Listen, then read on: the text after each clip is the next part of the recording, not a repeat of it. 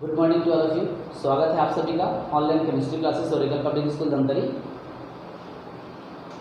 देखो तो last class में हम लोगों ने वाष्प दाब पर चर्चा किया था कि वास्तव में वाष्प दाब जो है वो एक्चुअल में होता क्या चीज़ है ना। तो हमने वाष्प दाब देख लिया था लास्ट क्लास में। वाष्प दाब को प्रभावित करने वाले कारकों के बारे में भी देख लिया था कि वाष्प दाब को प्रभावित करने वाले कौन से कारक हैं, वो भी सब देख लिए थे। आज हम बहुत ही इम्पोर्टेंट है ना, बहुत ही महत्वपूर्ण विषय पर चर्चा करेंगे, बहुत ही महत्वपूर्ण है ना टॉपिक पर चर्चा करेंगे जिसका नाम है राउल्ट का नियम, है ना। बहुत इम्पोर्टेंट है ये राउल्ट का नियम। तो आइए देखते हैं क्या होता है राउल्ट का नियम। ठीक है, तो ये एक फ्रेंच साइंटिस्ट था, है ना, जिन्होंने विलियम के वाष्प दाब पर स्टडी किया, है ना, अध्ययन किया 1886 में। ठीक है, फ्रेंच वैज्ञानिक था, है ना, राउल्ट। ठीक है, अब देखो इनके अनुसार क्या होता है, राउल्ट के नियम के हिसाब से क्या होता है। तो राउल्ट का नियम हम दो कंडीशन के हिसाब से पढ़ेंगे, दो स्थिति, है ना, दो स्थिति अपन के हिसाब से पढ़ेंगे। देखो, है ना, वो दो स्थिति क्या क्या होगी समझ लो। तो पहला जो स्थिति होगा वो क्या होगा, है ना, इसका जो पहला स्थिति होगा वो क्या होगा, देखो, है ना। तो अपन क्या करेंगे, दो पदार्थ लेंगे और दोनों ही पदार्थ कैसा होगा, आपका वाष्पशील होगा। ठीक है, दोनों ही पदार्थ कैसा होगा, वाष्पशील होगा, है ना, वाष्पशील। और दूसरा जो पदार्थ है वो भी कैसा होगा, आपका वाष्पशील। कंडीशन पहला ये है। कंडीशन दूसरा जो आएगा वो क्या रहेगा, एक तो आपका वाष्पशील रहेगा, दूसरा जो रहेगा वो अवाष्पशील रहेगा, है ना। तो हम देखते हैं पहला कंडीशन जब दोनों ही वाष्पशील है ना। मान के चलो कि हम कोई पदार्थ लिए हैं ए जो कि वाष्पशील है, दूसरा कोई पदार्थ लिए हैं बी, ये भी क्या है, वाष्पशील है। मतलब दोनों के दोनों क्या होते हैं, वाष्पित होते हैं, है ना, दोनों के दोनों वाष्पित होते हैं। मान के चलो कि मैंने एक कंटेनर लिया हुआ है और इस कंटेनर में, है ना, मैंने ए भरा हुआ है। ठीक है, लिक्विड ए, है ना, द्रव ए भरा हुआ है, कोई द्रव भरा है ए। ठीक है, और इस बीकर में मैंने भरा हुआ है कोई पदार्थ बी, है ना, या कोई द्रव बी भरा हुआ है। इसमें ए भरा हुआ है, इसमें क्या भरा है, बी भरा है। तो आपको पता है कि दोनों ही वाष्पशील है, ए भी वाष्पशील है और बी भी वाष्पशील है ना। तो दोनों वाष्पशील है, मतलब ये है कि ए के अणु भी वाष्पित होंगे और बी के अणु भी क्या होंगे, वाष्पित होंगे, है ना। और अगर मैं इसको क्या कर दूं, बंद पात्र बना दूं, तो यहाँ पर तो क्या होगा, बहुत इंपॉर्टेंट चीज है, यहाँ पर होगा क्या आपका, है ना, वाष्प दाब भी लगेगा, है ना। ठीक है, वाष्प बनेगा। यदि मैं इसको क्लोज कंटेनर बना दूं, बंद पात्र बना दूं, तो बंद पात्र में, है ना, क्या होगा, वाष्प दाब भी लगेगा। तो जाहिर सी बात है ये भी वाष्पित हो रहा है, तो ये भी क्या करेगा, आपका वाष्प दाब डालेगा, है ना। देखो अभी ये शुद्ध अवस्था में है ना। ठीक है, शुद्ध ए है। ठीक है, ठीक है, मान के चलो कि ये शुद्ध विलायक है, शुद्ध विलेय है। ठीक है, ये अभी शुद्ध अवस्था में है, शुद्ध अवस्था में है। ये भी अभी कौन सी अवस्था में है, शुद्ध अवस्था में है, दोनों ही शुद्ध अवस्था में।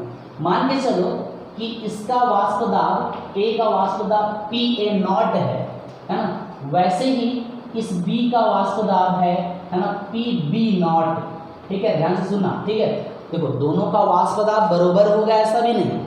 ठीक है, दोनों का वाष्प दाब बरोबर होगा ऐसा भी मत समझना, क्योंकि दो अलग अलग द्रव है। तो दो अलग अलग द्रव है तो दोनों द्रव का वाष्प दाब भी क्या होगा, अलग अलग हो सकता है। तो जाहिर सी बात है किसी एक का वाष्प दाब कम होगा तो दूसरे का वाष्प दाब कैसा होगा, ज़्यादा होगा। तो इस चीज़ को आपको मान के चलना है, क्योंकि ए कोई पदार्थ नहीं है, बी भी कोई पदार्थ नहीं है, कोई चीज़ नहीं है, आपने इसको सिंबॉलिक मान के चला हुआ है बस। ठीक है, तो आपको मान के चलना पड़ेगा। तो आप एक कंडीशन मान ले रहा हो, जैसे हम मान के चलते हैं कि Pa0 है ना, Pa0 मतलब है ना, ये ए का जो वाष्प दाब है वो क्या है, ज़्यादा है किसकी अपेक्षा, Pb0 की अपेक्षा, है ना। मतलब ठीक है, इस द्रव का वाष्प दाब, द्रव ए का वाष्प दाब ज़्यादा है, ठीक है ना, शुद्ध अवस्था में, किसकी अपेक्षा, द्रव बी के वाष्प दाब की अपेक्षा ज़्यादा है शुद्ध अवस्था में। ठीक है, अब क्या करेंगे, बाय द वे हम क्या करेंगे, इसको एक विलयन बना दिए। ठीक है, तो विलयन बना दिए तो देखो कि इसमें दोनों के ही अणु होंगे। ठीक है, दोनों के अणु होंगे, मतलब इसमें विलायक के भी अणु होंगे और विलेय के अणु होंगे, देख सकते हो आप इस तरह से। ठीक है ना, दोनों के ही अणु इसमें उपस्थित होंगे।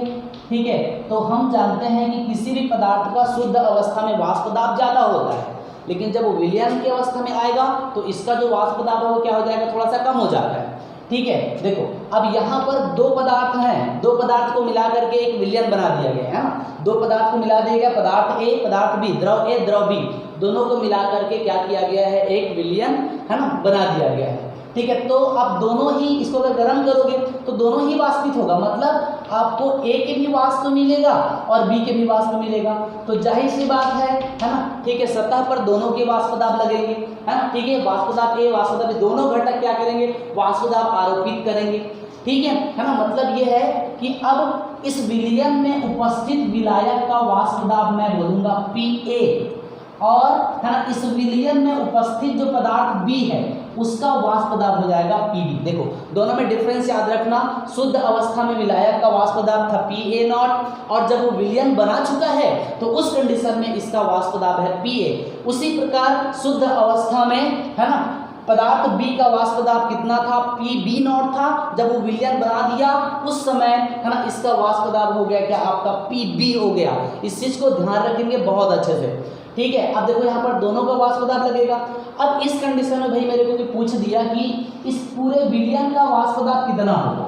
ठीक है ना, तो डाल्टन नियम के अनुसार, खैर वो गैस के लिए था, ठीक है, डाल्टन नियम के अनुसार क्या हो जाएगा, देखो है ना, ये हो जाएगा पीटी मतलब कुल विलयन का वाष्प दाब। तो क्या करेंगे, दोनों वाष्प दाब डाल रहे हैं तो दोनों के वाष्प दाब को क्या कर दो, जोड़ दो। ठीक है, दोनों के वाष्प दाब को जोड़ देंगे तो यहाँ पर कुल विलयन का वाष्प दाब आपको मिल जाएगा, मतलब Pt बराबर हो जाएगा Pa है ना प्लस Pb हो जाएगा। ठीक है, इस तरह से। चलिए ठीक है, अब देखते हैं राउल्ट का नियम। यहाँ पर कुछ कुछ चीजें बताने का जो मैंने बता दिया। ठीक है, Pa बड़ा है, Pb छोटा है, मतलब P है ना, मतलब इस पदार्थ A का वाष्प दाब ज्यादा है, इस है ना इस पदार्थ B का वाष्प दाब कैसा है, कम है। अब चूंकि दोनों ही वाष्पशील हैं अर्थात दोनों ही वाष्पित होते हैं तो वाष्प दाब दोनों के द्वारा डाला जाएगा। तो कुल विलयन का वाष्प दाब अगर आपको निकालना है तो दोनों घटकों के वाष्प दाब को क्या करना पड़ेगा, जोड़ना पड़ेगा। अब देखो है ना इस वाष्पशील, ठीक है, इस वाष्पशील द्रवों के मिश्रण है ना, ये क्या है, वाष्पशील द्रवों का मिश्रण है, दोनों वाष्पशील द्रव है। ठीक है, तो इस वाष्पशील द्रवों के मिश्रण के लिए देखो राउल्टे ने क्या नियम दिया, तो उसमें उन्होंने क्या कहा, देखो है ना, दो वाष्पशील द्रवों के है ना, दो वाष्पशील द्रवों के मिश्रण में उपस्थित है ना, दो वाष्पशील द्रवों के मिश्रण में उपस्थित प्रत्येक घटक का आंशिक वाष्प दाब है ना, प्रत्येक घटक का आंशिक वाष्प दाब है ना या आंशिक दाब, ठीक है, उनके मोल प्रभाज के या उनके है ना उनके विलयन में मोल प्रभाज के समानुपाती होता है। ठीक है, देखो अब राउल्ट ने क्या कहा वो समझो, बहुत ज्यादा इंपॉर्टेंट है। राउल्ट ने क्या कहा वो, ठीक है, देखो राउल्ट ने ये बोला कि दो वाष्पशील है ना, दो वाष्पशील द्रवों के मिश्रण के लिए अगर अपन बात करें, ठीक है ना, अगर अपन बात करते हैं, ठीक है, दो वाष्पशील द्रवों के मिश्रण के लिए बात करते हैं, ये भी वाष्पशील है और ये भी कैसा है आपका वाष्पशील है ना, तो दो वाष्पशील द्रवों के मिश्रण में उपस्थित प्रत्येक घटक है ना, दो वाष्पशील द्रवों के मिश्रण में उपस्थित प्रत्येक घटक का आंशिक वाष्प दाब है ना, मतलब प्रत्येक घटक का वाष्प दाब उनके मोल है ना, उनके मोल प्रभाज के क्या होगा, समानुपाती होगा है ना, मतलब उस विलयन में उपस्थित मोल प्रभाज के क्या होगा, समानुपाती होगा, मतलब है ना प्रत्येक घटक का आंशिक वाष्प दाब, ठीक है, Pa और इधर हो जाएगा आपका Pb है ना, ये प्रत्येक घटक दो घटक है ना, तो प्रत्येक घटक का आंशिक दाब जो है उनके विलयन में उपस्थित मोल प्रभाज के क्या होगा, समानुपाती होगा है ना, मतलब इसका जो वाष्प दाब है, बाय द वे मैं A की बात करूं, बाय द वे मैं A की बात करूं है ना, बाय द वे मैं A की बात करूं तो A का जो वाष्प दाब है ना, ठीक है, वो सीधे समानुपाती होगा किसके, कि A का कितना मोल प्रभाज इस विलयन में उपस्थित है। ठीक है। तो इसलिए राउल्ट ने कहा, ठीक है, कि दो वाष्पशील द्रवों के मिश्रण में उपस्थित प्रत्येक घटक का वाष्प दाब उसके मोल प्रभाज के या फिर उसके विलयन में उपस्थित मोल प्रभाज के सीधे क्या होते हैं, समानुपाती होते हैं, इस तरह से, ठीक है।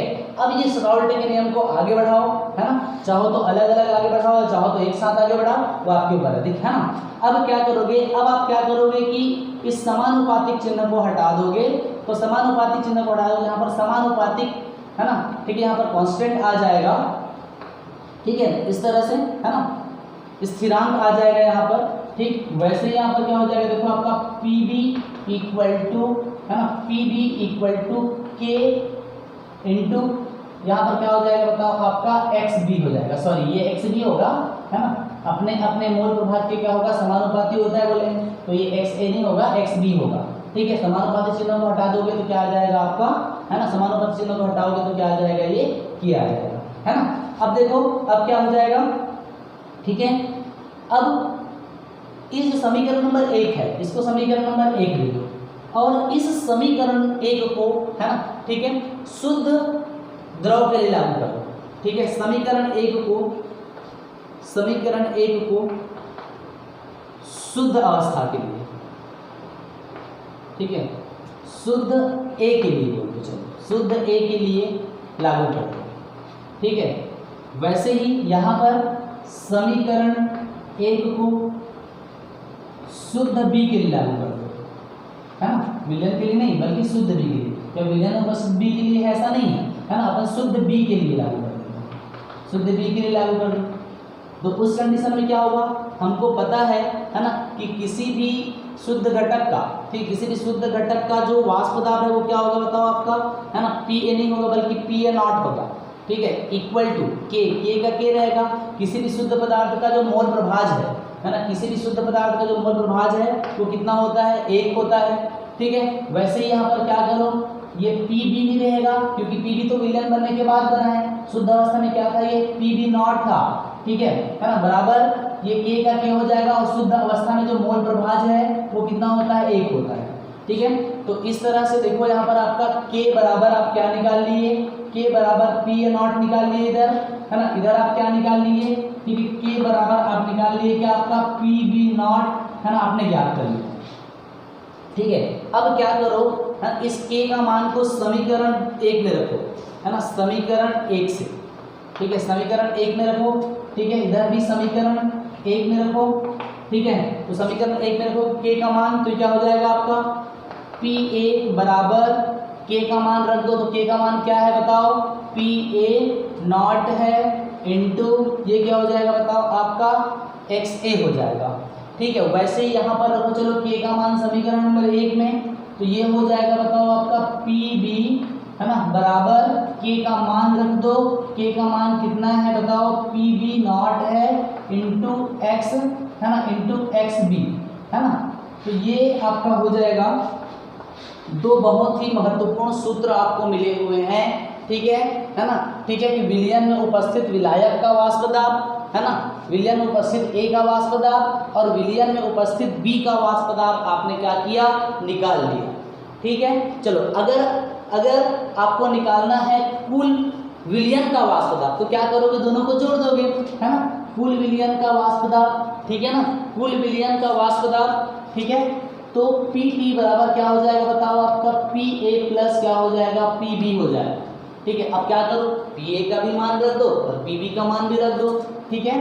तो ये हो जाएगा तुम्हारा क्या, PT बराबर PA का मान यहाँ से ले लो, ठीक है।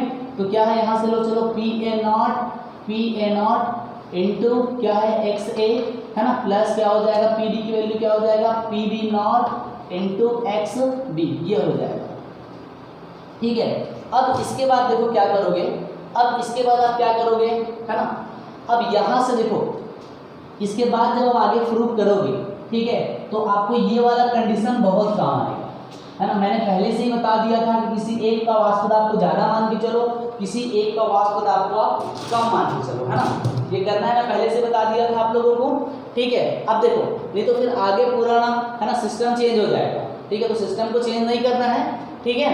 तो क्या करेंगे अपन, देखो मैंने क्या किया, इसको बड़ा मान के चल रहे हैं, ठीक है। अब देखो यहाँ पर देखो हम जानते हैं कि एक्स ए धन एक्स बी बराबर कितना होता है, 1 होता है। मतलब किसी विलयन में उपस्थित जितने भी घटक हैं उसके मोल प्रभाजों को अगर आप जोड़ेंगे तो उसका मान सदैव कितना आता है, 1 आता है। ये हम जानते हैं पहले से ही, ठीक है। तो अब क्या करोगे, अब है ना, अब आप निकालोगे एक्स बी की, है ना, एक्स बी का मान निकालोगे, ठीक है। तो मतलब ये हो जाएगा कि आपका एक्स बी बराबर इस एक्स ए को क्या कर दोगे, इधर पक्षांतर कर दोगे तो ये हो जाएगा, है ना, ठीक है ना, एक ऋण ये हो जाएगा एक्स ए, इस तरह से, है ना, ठीक है। तो अब देखो यहाँ पर अगर आपने क्या करता, उल्टा किया होता भाई, उल्टा किया होता मतलब अगर आप, है ना, यहाँ पर मैं बना देता हूँ, अगर आप यहाँ पर पी बी नॉट को बड़ा किए होते और पी ए नॉट को छोटा रखे होते, है ना, ये अगर आप मान के चलते तो इस कंडीशन में देखो ये एक्स ए प्लस एक्स बी, है ना, बराबर 1, ठीक है। तो उस समय आप क्या करते, एक्स ए की वैल्यू निकालते, ठीक है। तो एक्स ए बराबर ये हो जाएगा 1 ऋण, है ना, 1 ऋण, ठीक है ना। क्या करोगे, एक्स बी को इधर ले जाओगे तो ये एक्स बी इधर चले जाएगा, इस तरह से, ठीक है। बस फर्क यहीं पर है और कुछ नहीं। अब आगे बढ़ाओ चलो इसको, तो एक्स बी का मान रखो इसमें, तो यहाँ पर एक्स बी का मान रखो, चलो एक्स बी का मान, तो ये क्या हो जाएगा, पी टी बराबर पी ए नॉट, है ना, इंटू एक्स ए प्लस पी बी, ठीक है। और एक्स बी का मान कितना है बताओ, 1 माइनस, ठीक है, एक्स बी का मान कितना है, 1 माइनस एक्स ए, तो मैं लिख दिया 1 माइनस क्या आपका एक्स ए लिख दिया, ठीक है ना। चाहो तो इस कंडीशन के लिए भी आगे बढ़ा, चलो आगे बाद में देखते हैं उसको नेक्स्ट, है ना, ठीक है। अब क्या करोगे देखो, अब उसके बाद इससे गुणा कर दो इसको, तो ये हो जाएगा आपका पी टी बराबर, ठीक है, पी ए नॉट गुना एक्स ए धन, इससे गुना करो तो ये हो जाएगा आपका पी बी नॉट, इससे एक से गुना करोगे उतना ही आएगा, ठीक है। ऋण इसका इससे गुना कर दो तो ये क्या हो जाएगा, पी बी, ठीक है ना, गुना एक्स ए, फिर ये हो जाएगा। अब क्या करोगे देखो यहाँ पर, है ना, 3 पद है, ठीक है, तो ठीक है, हाँ देखो अब क्या करोगे, अब देखो यहाँ पर कितना, देखो 3 पद हैं यहाँ पे, ठीक है। अब इन तीनों पदों में क्या करो, चलो माइनस वाले, है ना, यहाँ पर कुछ दोनों पद में एक्स ए है, इसमें भी एक्स ए है और इसमें भी एक्स ए है, तो इसको एक काम करो, एक साथ रख दो, है ना, इसको थोड़ा सा साइड रख दो या इधर रख दो, जैसा भी तुम्हारा मन करे, ठीक है। तो पी टी बराबर, चलो इसको पहले से लिख दो, ठीक है, पी बी नॉट प्लस, ठीक है ना। अब क्या करोगे, ये दोनों में क्या है आपका, दोनों में कॉमन है, उभयनिष्ठ है, तो दोनों को एक साथ लिख लो, तो इसको अपन लिख सकते हैं पी ए नॉट, है ना, गुना एक्स ए, अब ये माइनस वाला, ठीक है, पी ए नॉट, है ना, गुना एक्स ए, ये हो जाएगा। अब क्या करोगे, है ना, अब पी टी बराबर पी बी, ठीक है, नॉट प्लस, अब दोनों में जो कॉमन है वो कॉमन निकाल देना, और ये हो जाएगा आपका पी ए नॉट माइनस, है ना, P B naught, P A naught minus क्या हो जाएगा आपका पी बी नॉट, इस तरह से, है ना, जो कॉमन है एक्स रे, उस कॉमन को आप बाहर इस तरह से निकालिए, ये प्रूफ हो गया, ठीक है। अब इसी तरह से टोटली आपको कुल विलयन का वाष्पदाब निकल गया। अगर इसको आप लेके चलोगे यहाँ पर, तो एक्स डी की वैल्यू आप यहाँ पर नहीं रखोगे, एक्स डी का मान नहीं रखोगे, अब आप किसका मान रखोगे, एक्स ए का मान रखोगे। तो उस स्थिति में क्या करोगे, उस स्थिति में ये हो जाएगा, देखो पी ए बराबर, है ना, पी ए बराबर, चलो मान रखते जाएंगे अपन, पी ए बराबर पी ए नॉट, है ना, ठीक है, इंटू ये एक्स ए का मान रखेंगे तो 1 माइनस एक्स बी हो जाएगा, ठीक है, धन ये वाला वैल्यू रख दो, तो ये हो जाएगा क्या आपका P B naught into X B, ठीक है। चलो अब इसको गुणा कर दो इसके साथ में, तो इसका मान निकल जाएगा, तो गुणा करेंगे तो क्या हो जाएगा, ये हो जाएगा पी टी, है ना, बराबर, ठीक है, ये हो जाएगा आपका पी टी बराबर, इस साथ में गुणा करोगे तो पी ए नॉट, इसका गुणा इसके साथ में करोगे तो माइनस का माइनस कर दो, इसका गुणा करो, ये हो जाएगा पी ए नॉट, है ना, गुना एक्स बी धन, ये वाला मान को नीचे सेम टू सेम उतार दो, कुछ नहीं करना है ना, P B naught into X B हो जाएगा, ठीक है। अब यहाँ पर भी क्या करो, प्लस वाले पहले लिख दो, माइनस वाले को बाद में लिख दो, ठीक है। तो ये हो जाएगा आपका पी टी बराबर पी ए नॉट, तो प्लस वाले को पहले ला दो, प्लस ये हो जाएगा आपका P B naught into X B, है ना, इंटू एक्स बी, ये ऋण वाले को बाद में लिख दो, पी ए नॉट, है ना, इंटू ये हो जाएगा क्या आपका एक्स बी, है ना। अब देखो इसमें क्या करोगे, दोनों में एक्स बी कॉमन है ना, उभयनिष्ठ है, तो एक्स बी को बाहर निकाल दो, तो ये हो जाएगा आपका पी ए नॉट, है ना, धन, ठीक है, पी बी नॉट ऋण पी ए नॉट, और दोनों में एक्स बी उभयनिष्ठ है तो बाहर निकाल दो। देखो इस तरह से, है ना। आपका देखो फर्क कहाँ पर पड़ा कि आपने किसको बड़ा लिया है या किसको छोटा लिया है। अगर आपने पी ए नॉट को बड़ा लिया तो आपको देखो क्या मिला, पी ए नॉट ऋण पी बी नॉट मिला, और जब आपने पी बी नॉट को बड़ा लिया तो क्या मिला, पी बी नॉट ऋण पी ए नॉट मिला, है ना। तो ये बहुत ज़्यादा इंपॉर्टेंट पॉइंट है, इसको आपको याद रखना है कि किसको बड़ा किसको छोटा लेना है। तो इस तरह से देखो हमने 3 बहुत ही अच्छे फार्मूले आपने बना लिए, ठीक है ना। आपने पी ए का मान निकाल लिए, पी बी का मान निकाल लिए, कुल विलयन प्रवाह पदार्थ निकाल लिए, दोनों कंडीशन में कुल विलयन प्रवाह पदार्थ निकाल लीजिए, निकाल लिए, है ना। अब आगे अगले वीडियो में हम देखते हैं कि इन पर ग्राफ कैसे बनाएंगे, पी ए के लिए ग्राफ कैसे बनाएंगे, पी बी के लिए ग्राफ कैसे बनाएंगे, पी टी के लिए कैसे ग्राफ बनाएंगे, वो हम देखते हैं आगे, है ना, नेक्स्ट पीरियड में। ठीक है, तब तक के लिए शुक्रिया।